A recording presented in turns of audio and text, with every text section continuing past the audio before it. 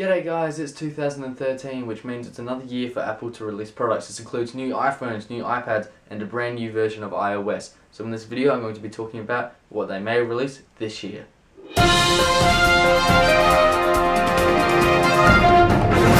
we are a quarter way into 2013 and Apple is still yet to release anything, but I'm sure the Cupertino kids will have something up their sleeve, with WWDC coming up in early June and their usual product release line in September and October. But this year the big A really need to step up the game if they are to stay ahead of growing companies such as HTC and Samsung, who have both had really successful products in the last 3 months. They also need to make some major changes to iOS if they are to stay in front of Google's mobile platform Android. So I'm going to start off by talking about the next generation iPhone. So this is Apple's so-called S year, meaning they'll only make a few minor updates from the last iPhone. These are usually a few small upgrades to the hardware and mainly focused on the software. So there haven't been many rumours surrounding the new iPhone in terms of what the updates will be, but there are a few out there. These include a better camera, but it's not said what megapixels it will be at this stage.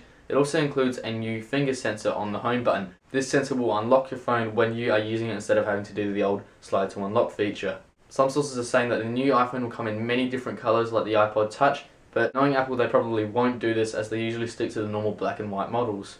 Now, many people are predicting that Apple will release the new iPhone at WWDC in June. This means it would break Apple's yearly release cycle of September and October, which they have used in previous years. Now, because it is Apple's S year, the phone will probably be called the iPhone 5S. Whether we will see it at WWDC, probably not, as Tim Cook was quoted to say we won't see any new hardware until the fall. Whether that means actual new products or new models of products, I don't know, but I'm guessing that the iPhone 5S will be released in October. Moving on to some iPad news. Now, there really hasn't been many rumours surrounding the new iPad. Now, if the big A do release a new iPad this year, it'll be the 5th generation iPad. The only rumour that has really been floating around is that it will feature a new border around the screen on the left and right hand sides to look more like the iPad mini.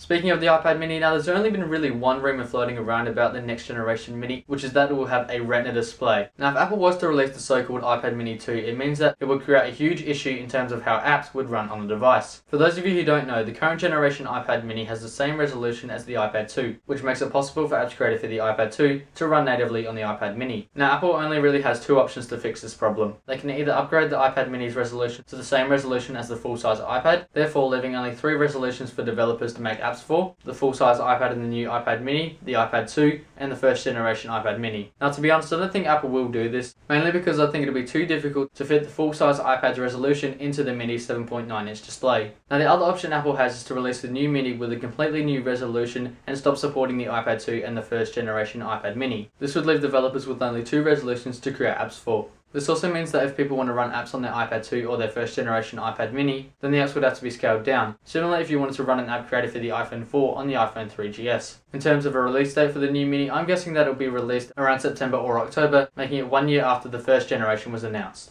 Moving on to some software news now, and more specifically iOS 7. Now, many people are predicting that the next version of iOS will be announced at Apple's upcoming WWDC. A lot of people are expecting a complete redesign of the UI, an easier way to access your settings through the notification center, and a much better multitasking experience. These are just a few features that people are hoping that the new leader of the iOS crew, Johnny Ive, will implement into iOS 7. Okay, that's just about it for this video. Thank you guys for watching. I hope you guys enjoyed it. Click the like button down below if you did, and remember to click that subscribe button down below the video. I really appreciate it and it helps me out a lot. And I will see you guys in the next video. See ya.